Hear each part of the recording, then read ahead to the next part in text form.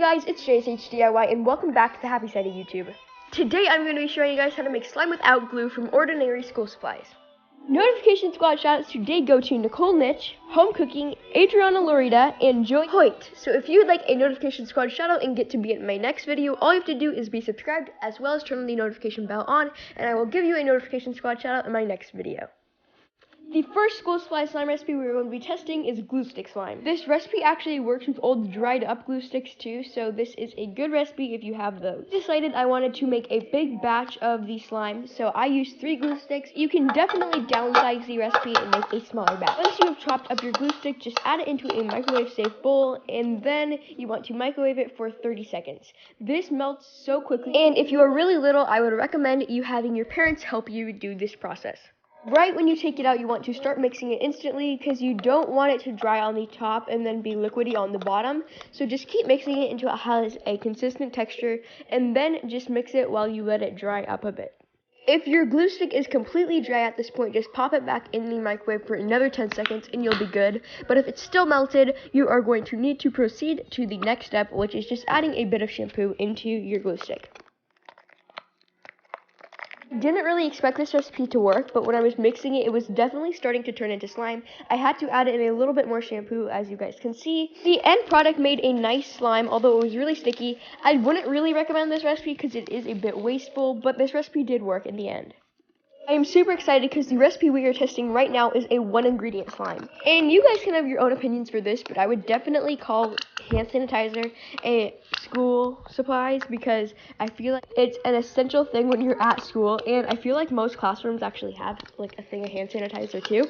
But anyways, you are just going to need to add the hand sanitizer of your choice. I decided to add a little bit of each of the hand sanitizers I had, but you can totally add in just like a little bit of one.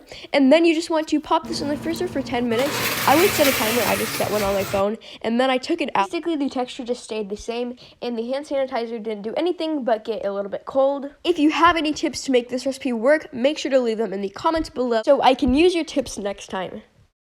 One of my favorite types of slime is butter slime, and I think it's really overrated. It used to be popular for a while, but I haven't seen it in any videos recently. But then, yesterday, I saw this video on YouTube where this girl made slime out of Model Magic and water. Her username is Adriana121, so if you guys want to check out her video, just search that up on YouTube.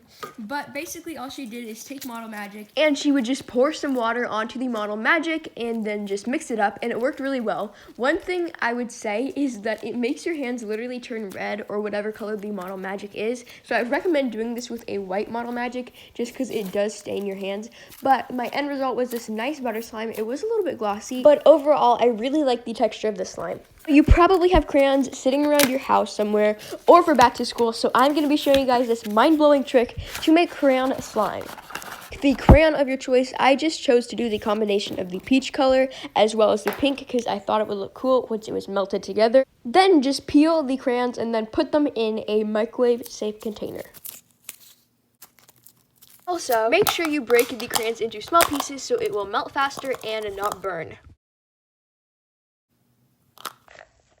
Be careful if you guys are testing this recipe because the crayon wax gets so hot, and if it sticks to you, it just hardens on you and you can't get it off.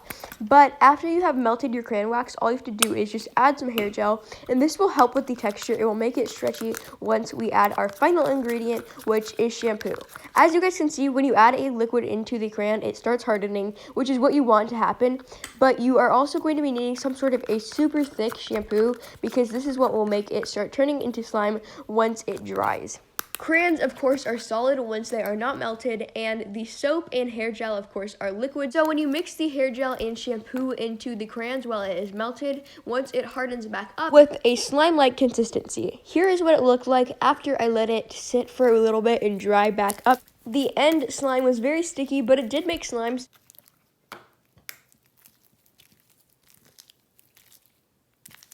Next school supply slime recipe we're going to be testing is actually not a slime recipe, but we're going to be making kinetic sand. I thought this recipe was really interesting because it is kinetic sand, but there's no actual sand in it, so I wanted to test it out and film it for you guys.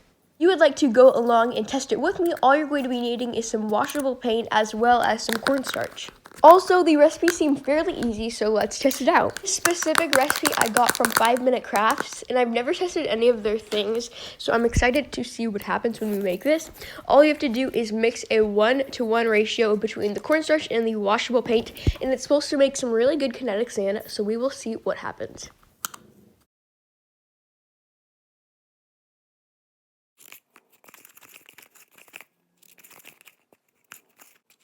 Okay, so I'm currently mixing the cornstarch and the paint together, and it actually feels like kinetic sand. So what I'm going to do is just transfer it into another bowl because that bowl is kind of dirty, and we will see what final product feels like. This recipe actually turned out to be a fail because the cornstarch was too fine for it to be, I guess, like a sandy texture. It still was fun to play with, so I wouldn't call this a complete fail. As you guys saw in the thumbnail, today I'm going to be testing the viral watercolor slime.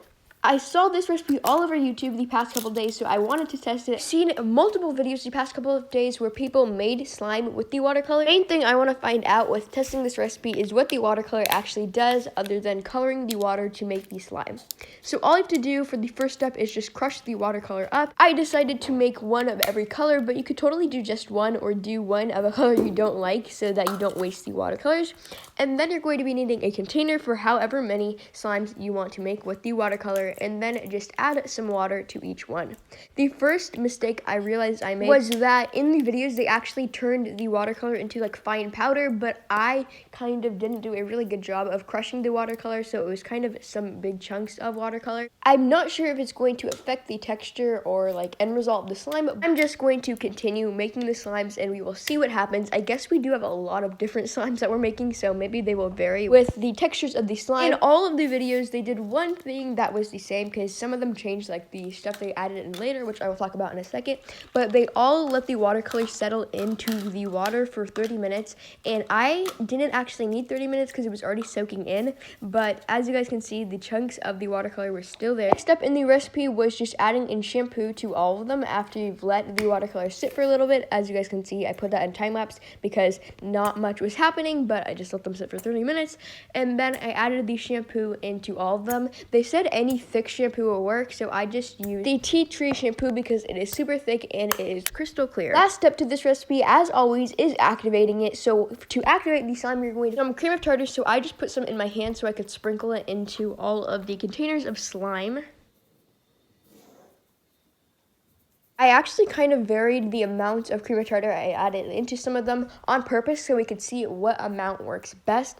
And then after you have added the cream of tartar, of course, you have to let it settle into the shampoo, and you're only supposed to let it sit for 5 minutes, which I didn't think was going to be enough time, but I mixed them up. The slimes actually were pretty much activated completely. I'm not sure if it's because of the watercolor that it activated so quickly, because when making a normal cream of tartar slime, you usually have to let it sit for about an hour, and I have really no idea what the actual paint would have done to make it activate so quickly, because nothing in the ingredients were like, I guess, like guar gum or anything that would activate these slimes. So tell me in the comments below what you guys think the paint actually did to make the slime. I kind of feel like it was just to color the slimes, which I'm not disappointed if it was, because all these slimes had super nice colors, and I would definitely make these slimes again.